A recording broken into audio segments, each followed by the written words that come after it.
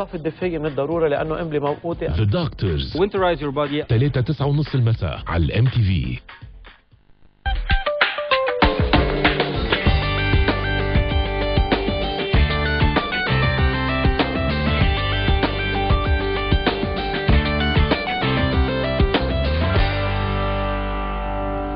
صباح الخير لكل مشاهدين الام تي في. اليوم من الحلقه الثامنه من سلسله كتاب سبيسيال صالون دو ليفر فرانكوفون دو بيروت، واليوم كمان معي بالاستوديو كتاب وشخصيات ثقافيه وادبيه مميزين فرانكوفونيين. وبحب اولا رحب بمسيو Alain Boisméry. Vous êtes le bienvenu au Liban, qui est votre second pays, j'imagine. Absolument, absolument. Donc on Je va suis un peu ravi parler. d'être ici et très heureux d'avoir été invité. Vous êtes Voilà. le bienvenu. C'est un grand plaisir à nous de vous recevoir. En tout cas, on va parler de votre parcours. En tant que donc c'est grâce à vous que le premier salon du livre a été organisé en 1992.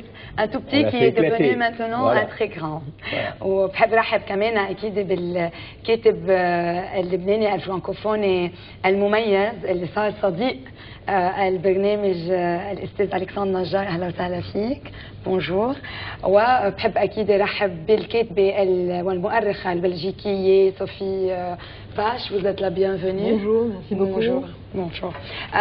رح ابدا بصوفي باش واكيد سيرتها الذاتيه. كاتبه ومؤرخه بلجيكيه من مواليد بلجيكا سنه 1963، متخصصه بالادب الفرنسي ضمن المتوسط والشرق الاوسط، حائزه على دكتوراه بالادب من جامعة بروكسل، وشغلت منصب بالمكتبة الملكية ببروكسل بين 92 و 97، ومن ثم أستاذة جامعية بعدد من الجامعات، واليوم أستاذة جامعية بالسوربون باري 4. وهي تحلل وتدرس أكيد وجود ملامح يعني بالمتوسط وكمان الفرنسيين وتطلعاتهم نحو الشرق. وأصدرت كتب عديدة منها لو ميراج غريك سنة 1995، لا ميتامورفوز دي روين سنة 2004، واليوم رح نتحدث عن آخر إصدار لها ديسكور et article de Lamartine sur la question d'Orient اللي كتبته مع الكاتب Henri Laurence اللي كان البارحة موجود معنا كمان. Donc vous signez discours et articles sur la question d'Orient de Lamartine, ce grand écrivain du 19e siècle qui a fait un grand voyage en Orient sur lequel il a écrit plusieurs ouvrages bien sûr. Pourquoi Lamartine? Surtout parce qu'il était mobilisé pendant 30 ans pour la question d'Orient. Oui, écoutez, Lamartine, d'abord le voyage en Orient, bien sûr, qui a reparu aussi chez Gallimard en folio classique maintenant, dont j'ai fait une édition critique. Et en faisant cette édition critique du voyage en Orient de Lamartine, j'ai trouvé la fin du voyage en Orient s'achève par un résumé politique sur la question d'Orient. Et donc j'avais pensé pour ce volume faire des annexes parlant du parcours politique de Lamartine, qui est à la fois le grand poète romantique qu'on sait, mais qui a eu aussi toute une carrière de député, qui a failli d'ailleurs jouer un rôle de premier plan en France. Il a failli être élu le premier président de la République française en 1848.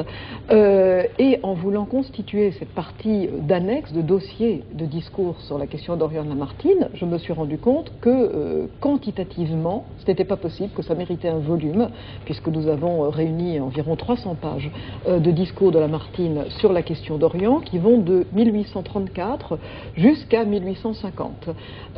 Et ces discours sont absolument passionnants, donc c'est devenu un volume à part que nous avons constitué Henri Laurence et moi, avec nos compétences spécifiques, lui d'historien et moi de littéraire.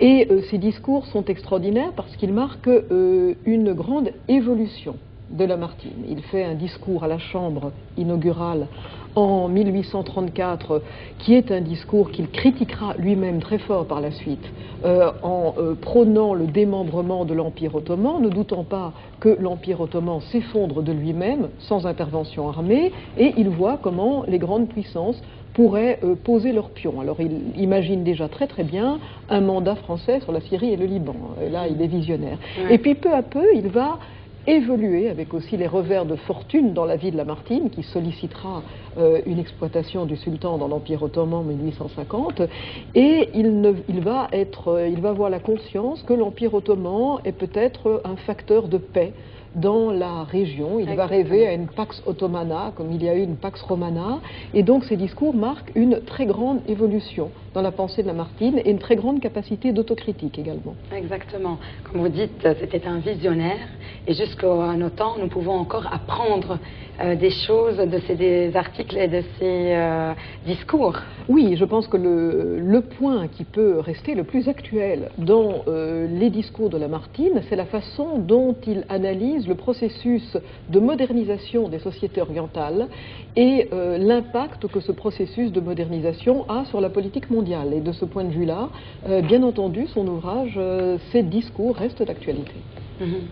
Bon, dans ce volume, vous réunissez donc tous ces discours et articles relatifs donc à la question d'Orient qui occupe toute l'Europe du 19e siècle. Il nous aide un peu à comprendre l'enjeu politique que constitue la question d'Orient. Pourquoi et comment? Alors, sa position à lui est très particulière.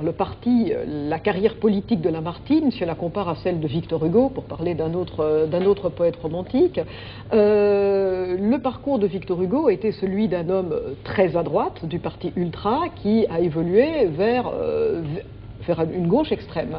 Lamartine, dont on peut définir la politique comme appartenant à une sorte de christianisme social, Lamartine est passé au fond du centre droit au centre gauche.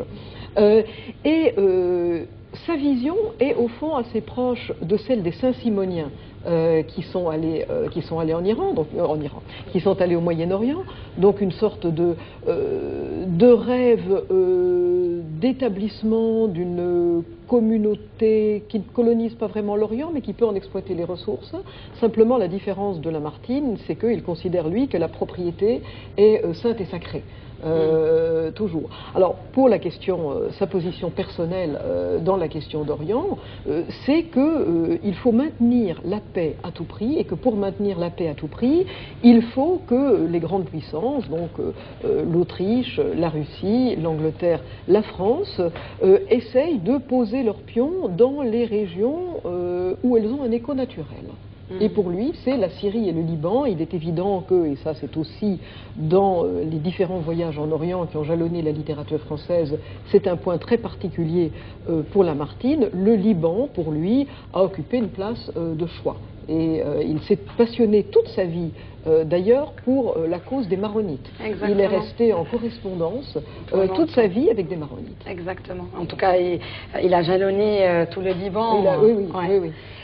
كنت كتابة لصوفي باش أكيد عن كل المقالات اللي أكيد المحاضرات اللي عملها لامارتين، اللي بنعرف كلنا أنه كاتب فرنسي بالقرن ال19 واللي اجى على لبنان وسوريا، وكان مثل ما قالت كان عنده حب كتير كبير للبنان، وكان عنده علاقات كتير مميزة مع الموارنة اللي ضلوا باتصال معهم على فترة طويلة. وهي بتعتبر انه عدا اكيد هو كأديب هو كمان رجل سياسي، وكان رح ينتخب اول رئيس للجمهورية الفرنسية، وكتير كان عنده اهتمام بالسلام بالعالم العربي واهتمام الاهتمام بالمسيحية بالشرق، وكمان بتعتبر هي انه هو كان عم بيشوف امور قبل بوقتها، واليوم بعد فينا نستفيد من كل التحاليل والدروس اللي عملها عن الشرق من القرن التاسع عشر. اليوم عم نرجع كمان بعدنا فينا نستفيد منها. Donc Lamartine est un grand orateur, mais aussi c'est un homme politique avisé. Donc il n'hésite pas à revenir sur ses erreurs. Et je crois que ça, c'est une des qualités les plus rares aujourd'hui chez nos politiciens, n'est-ce pas? Oui, alors grand orateur, c'est amusant parce que quand Lamartine fait ses débuts à la Chambre, il a un talent d'orateur, mais c'est un orateur de salon et il a l'habitude de déclamer des poésies. C'est pas du tout le type d'éloquence que l'on attend à la Chambre des députés. Il est en compagnie d'avocats et on le voit par ses manuscrits qu'il va essayer. Il est fasciné par de grands modèles d'orateurs de l'Antiquité ou de la Révolution française, il est fasciné par Démosthène, il est fasciné par Mirabeau, et quand on étudie ces manuscrits, on voit la manière dont Lamartine va essayer de changer son éloquence, de passer d'une éloquence de poète à une éloquence de député qui suppose aussi une capacité d'improvisation. Donc il constitue de grands placards avec des formules toutes faites qui sont des réserves de répliques à faire à ses adversaires. Ça c'est extrêmement intéressant. Il revient, oui, sur ses opinions dans ses mémoires politiques. Il sera d'ailleurs d'une extraordinaire sévérité, même excessive, avec le jeune député qu'il a été. Et je pense qu'au fond de lui-même, sa vérité est dans le voyage en Orient. Et dans le voyage en Orient, Lamartine marque un intérêt considérable pour la mosaïque de communautés qu'il trouve au Liban. Et il est aussi, on peut dire, un anti-Chateaubriand. Lorsqu'il est en Orient, d'ailleurs, il va s'opposer systématiquement à son illustre prédécesseur en Orient, à qui il rend hommage, mais le voyage en Orient de Chateaubriand est un vrai combat de la croix contre le croissant. La sympathie et l'intérêt que Lamartine témoigne à toutes les communautés, que ce soit les communautés musulmanes ou les communautés chrétiennes, et je pense tout à fait unique dans l'histoire de la littérature et dans l'histoire du XIXe siècle. Ce n'est pas du politiquement correct de dire que le voyage en Orient de Lamartine et conséquemment ses discours sont absolument dépourvus de toute notation ethnique ou raciale. Je ne l'ai jamais rencontré nulle part. C'est un véritable grand seigneur. Il faut dire qu'il est, en plus, l'homme est fort sympathique. Et donc je pense que cet intérêt pour l'ensemble des communautés, cet intérêt pour l'humain, parce que si on compare toujours au voyage de Chateaubriand, Chateaubriand lui-même disait qu'il avait écrit le livre de Poste des Ruines, qui est un voyage pratiquement sans humanité, l'intérêt que Lamartine va témoigner à l'ensemble des communautés et qui explique aussi son intérêt particulier pour le Liban, parce qu'il est fasciné par cette mosaïque de communautés qu'il trouve au Liban, et même s'il a une sympathie naturelle pour les maronites, cela ne suppose aucun jugement de valeur. Il considère toutes les communautés avec le même intérêt, et ça c'est très rare. Je pense que cette curiosité humaine va favoriser par la suite les revirements. Exactement. Merci beaucoup. En tout cas, un livre très intéressant qui nous illumine sur cette période et sur ce grand auteur et homme politique. Merci beaucoup. يعني شوي بدي أفسر إنه لامارتين أولا رجل إنساني وكان عنده اهتمام لكل يعني كل مجموعات العالم اللي موجودة بالشرق، وما أبدا كان عنصري أو فضل ميز حدا عن حدا. وهيدي بتصور إنه قيمة كبيرة عند الإنسان، وبهالشي كان هو بيتصنف انه غير عن شاتوبريان اللي كان بكتابه وسفرته على الشرق نظرته كانت مختلفة. بحب كمان رحب بمسيو Alain Boismarie. Je vais vous présenter pour ceux qui ne vous connaissent pas. هو مؤسس الصالون دو ليفر فرانكوفون سنة 1992 ببيروت. من مواليد الجزائر سنة 1938 حائز على شهادة عليا بالتاريخ والجغرافيا من الإيكول ناسيونال دادمينستراسيون الإنا. شغل مناصب منها أستاذ جامعي ومنها ثقافية بالسفارة الفرنسية بعدد كبير من البلدان، سان دومينيك، إثيوبيا، كولومبيا، باريس. و 1992 شغل منصب مستشار ثقافي عند السفارة الفرنسية ببيروت، وأسس أول معرض للكتاب الفرنكوفوني، وأيضا كاتب عنده كتاب لا بيستوليرا أصدره سنة 1992. Donc, Monsieur Boisméry, vous étiez attaché culturel dans plusieurs pays jusqu'en 1992 quand vous avez